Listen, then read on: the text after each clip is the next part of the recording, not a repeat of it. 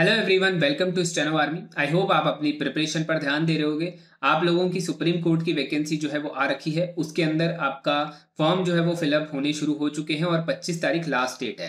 पूरी वैकेंसी का detailed video मैंने बना रखा है, ऊपर आई बटन पर लिंक मिल जाएगा, उसको देख लो, सारी चीज़ें क्लियर हो जाएगी। अगर फिर भी कोई डाउट रहे तो कमेंट कर लेना या फिर टेलीग्राम पर पूछ लेना, मैं आपको बता दूंगा।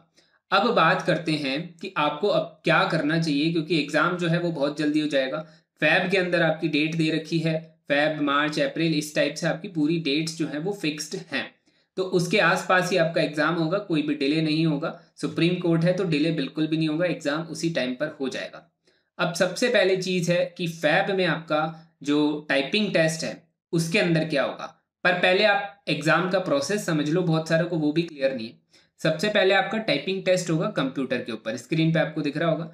टाइपिंग टेस्ट होगा कंप्यूटर पे, जिस पे अगर आपकी एक्यूरेसी आ गई, जिसमें अगर आप सेलेक्ट हो गए तो आपका होगा स्टेनोग्राफी टेस्ट। ठीक है, जिसमें आपको शॉर्ट हैंड लिखना है। अब बहुत सारे बच्चे सोच रहे हैं कि आप शॉर्ट हैंड सीखें और अपना कोर्स कर लें, तो वो पॉसिबल नहीं है। जिन बच्चों की स्पीड 80-90 के आसपास है, जिन्होंने कोर्स कर रखा है, वही इस फॉर्म के लिए हकीकत में एलिजिबल है। फॉर्म भरने से एलिजिबल नहीं होते। आप अगर 80-90 की स्पीड पर डिक्टेशन लिख पा रहे हो तो ही आप ये जो फॉर्म है, ये जो वैकेंसी है, उसके लिए अप्लाई कर पाओगे। ठीक है, तो आपको शॉर्ट हैंड आनी चाहिए। तो आपको सबसे पहले टाइपिंग के बाद शॉर्ट हैंड एग्जाम लिया जाएगा। शॉर्ट हैंड के बाद आपका रिटन टेस्ट होगा।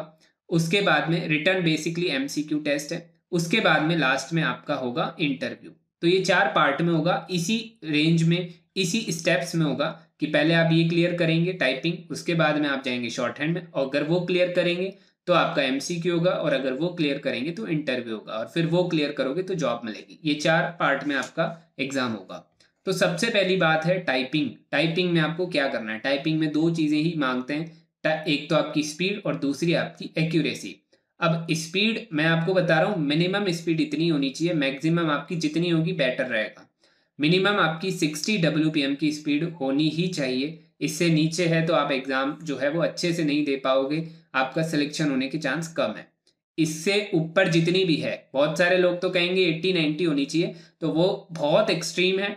इतना एक्सट्रीम जाने की जरूरत नहीं है, सारे बच्चों की नहीं होती है, कुछ जनों की होती होगी, पर सबकी नहीं होती है। तो 60 तो एटलीस्ट होनी ही चाहिए, उसके ऊपर जितनी भी आप बढ़ाओ वो ज़्यादा सही रहेगा। अभी से ही आपको प्रिपरेशन करनी है। बेसिकली ये वीडियो में मैं जो चीज़ें बता रहा हूँ वो आपको आज से करनी है, जो चीज़ें नहीं करनी है वो भी मैं बताऊंगा। अभी जो करनी है वो सुन लो। आपको टाइपिंग अच्छे से करनी है, 60 WPM की स्पीड आपकी एटलीस्ट होनी चाहिए। दूसरा, आपकी एक्यूरेसी 97% होनी चाहिए अकॉर्डिंग टू द आपका जो एडवर्टीजमेंट है, उसमें 3% मिस्टेक जो है वो अलाउड करी गई है। ठीक है, तो अगर 97% की एक्यूरेसी है तो आपका सिलेक्शन हो जाएगा। तो 97 से 100% के बीच में एक्यूरेसी होनी चाहिए, और 60 WPM की मिनिमम स्पीड होनी चाहिए। ये चीज़ आपको करनी है। कोई सा भी सॉफ्टवेयर यूज़ करो, कुछ भी करो, जितनी प्रैक्टिस हो सके उतनी करो, और अपनी 60 WPM की स्पीड एटलीस्ट लेकर के आ जाओ। तो टाइपिंग प्रैक्टिस, टाइपिंग टेस्ट का मैंने आपको बताया, जो कि फैब के स्टार्टिंग में हो जाएगा। उसके बाद में आपका जो मार्च है उसके स्टार्टिंग या मिड के अंदर आपका शॉर्ट हैंड होगा। शॉर्ट हैंड में भी 2 ही चीज़ें होती है, एक तो स्पीड और एक एक्यूरेसी। एग्जाम में लिखा गया है 100 WPM पे आपका एक एग्जाम है, पीए का, और एसपीए का 110 WPM पे है। ठीक है, तो अब आपका ये एग्जाम 100 और 110 पे नहीं है, ये दिमाग से निकालो। सबसे पहले क्या डालना है दिमाग में कि जो 100 का एग्जाम है वो 120 पे होगा, जो 110 का एग्जाम है वो 130 पे होगा। तो आपको 20 WPM स्पीड अपनी ज़्यादा करनी है। सबसे पहला काम आपको यही करना है। अपनी स्पीड जितनी ज़्यादा रखोगे उतना ज़्यादा बेनिफिट मिलेगा। 20 WPM ज़्यादा रखने का रीज़न ये है कि आपकी एक्यूरेसी अपने आप इंप्रूव हो जाती है। अगर अभी आपकी 100 की स्पीड है और 80 पे मैं आपको डिक्टेशन लिखवाऊँ तो आपकी एक्यूरेसी बहुत अच्छी आएगी। तो सिमिलरली यही एग्जाम में भी फॉलो करना है। 100 का एग्जाम दे रहे हो तो 120 की स्पीड लेके जाओ, 110 का दे रहे हो तो 130 की स्पीड लेके जाओ।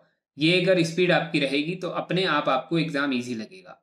मेन चीज स्पीड बढ़ानी है, दूसरी एक्यूरेसी बढ़ानी है। एक्यूरेसी बढ़ानी है आपको सॉफ्टवेयर के ऊपर, और वो भी कितनी, 95% से लेके 100% के बीच में रहनी चाहिए। उससे कम एक्यूरेसी है तो आपका सिलेक्शन नहीं होगा। एग्जाम में भी लिखा हुआ है रिक्रूटमेंट के नोटिफिकेशन में कि 5% जो है वो डिक्टेटेड वर्ड से ज़्यादा मिस्टेक आपकी नहीं होनी चाहिए।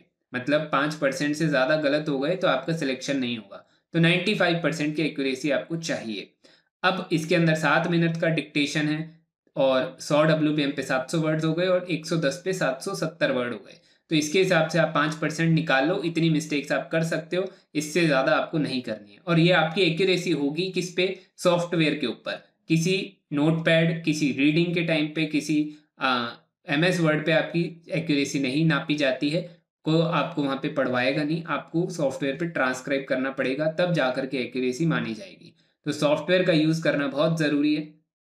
स्पीड बढ़ाने के लिए मैंने आपको बता ही दिया है कि आपको कैसे करनी है। स्पीड के लिए हमारा स्पीड बिल्डिंग का बैच है। स्पीड बिल्डिंग के बैच में 80 WPM से 125 WPM तक हम स्पीड इंक्रीज करते हैं, जिससे आपको एग्जाम ओरिएंटेड तैयारी हो सके। ठीक है, तो अगर आपकी अभी 80 ही है तो भी आपके लिए यूज़फुल है, और 80 से ज़्यादा है तो भी यूज़फुल है, और 120 है ऑलरेडी तो बहुत अच्छा है, आप आराम से उसको लिख पाएंगे।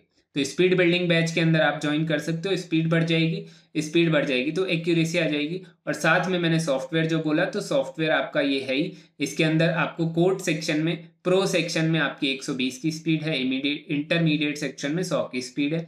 डेली हम डिक्टेशंस लिखते रहते हैं और आपकी प्रैक्टिस होती रहती है। ठीक है, ये चीज़ें आपको ध्यान में देनी है। तो आपको मैंने बता दिया स्पीड कैसे बढ़ेगी, आपको कहाँ से पढ़ना है ये भी बता दिया है। टाइपिंग आपको मैंने समझाई दिया है। अब हम बात करते हैं रिटन टेस्ट। रिटन टेस्ट जो आपका होगा वो होगा अराउंड अप्रैल के अंदर। तो अप्रैल के अंदर जब आपका रिटर्न होगा, उसके अंदर सिलेबस क्या है, जो आपका SSC का सिलेबस है वही आपका सुप्रीम कोर्ट का सिलेबस है, बस इसके अंदर क्वेश्चंस कम है।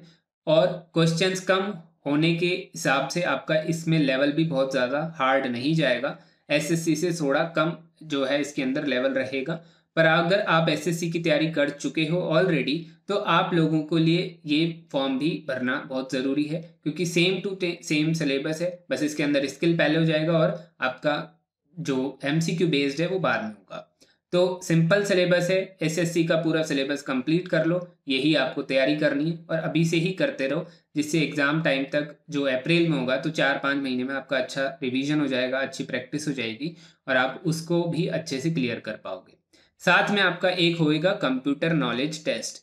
इसको अभी आपको करने की ज़रूरत नहीं है, ये एग्ज़ाम से 1 महीने पहले करेंगे, जब आप शॉर्ट हैंड का एग्ज़ाम दे आओगे उसके बाद में कंप्यूटर बेस्ड टेस्ट आपकी प्रिपरेशन आप कर लेना। उसके अंदर ज़्यादा कुछ नहीं है, MS वर्ड, आपका MS एक्सेल, ये बेसिक चीज़ें आती है, तो वो आप 1 महीने में उसी टाइम पर कर लेंगे। तो ये आपको अभी ध्यान देने की ज़रूरत नहीं है।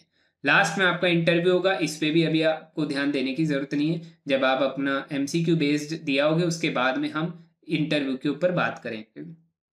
तो बेसिकली ये सारी चीज़ें हैं। मैंने आपको अभी जो चीज़ बताई कि आपको अभी टाइपिंग पे फोकस करना है, शॉर्ट हैंड पे फोकस करना है और MCQ की तैयारी करनी है। ठीक है, कंप्यूटर की आपको कोई तैयारी करनी नहीं है और इंटरव्यू की कोई तैयारी नहीं करनी। इन 2 चीज़ों के अलावा बाकी 3 चीज़ें आप अभी से प्रिपेयर करनी शुरू कर दो। सारी चीज़ें मैंने आपको समझा दी है, कैसे प्रिपेयर करना है, कहाँ से प्रिपेयर करना है, वो सब बता दिया है। क्लास ज्वाइन करने के लिए आपको डायरेक्टली जो डिस्क्रिप्शन में लिंक है वहाँ पे आप मुझको कांटेक्ट कर सकते हो। वहाँ से मैं आपको बता दूंगा कि कैसे कैसे रहेगा। फर्स्ट डेमो क्लास आप ज्वाइन कर सकते हो, वो फ्री है। डेमो क्लास आप ले होगे तो उसमें आपको पूरी क्लैरिटी मिल जाएगी। मैं आपसे डिक्टेशन लिखवाता हूँ, फिर आपसे ही उसको पढ़वाता हूँ, उसके बाद में आप उसको सॉफ्टवेयर पे ट्रांसक्राइब करते हैं। तो ये पूरी क्लास का फॉर्मेट रहता है। स्पीड बिल्डिंग की क्लास है और रात को 8:10 पर आपकी लीगल मैटर की क्लास होती है, जो इसमें मैंने बताई है। और मैटर कौन सा होता है, मैटर मैंने आपको पूरा समझा रखा है। हमने पूरा 171 टॉपिक्स का जो सिलेबस है वो निकाल रखा है कोर्ट एग्जाम्स के लिए। तो इससे बाहर कुछ भी नहीं है। 100% चांसेस है कि इसी सिलेबस के अंदर से आपको मैटर देखने को मिलेगा। इसके लिए पूरा एक वीडियो बना रखा है, आपको साइड में दिख रहा होगा, ये वीडियो देख लो। इस वीडियो में सारी चीज़ें क्लियर हो जाएगी कि क्या सिलेबस है, कैसे सिलेबस है, वो सारी चीज़ें आपको क्लियर हो जाएगी। बाकी तब तक के लिए सभी को बेस्ट ऑफ लक।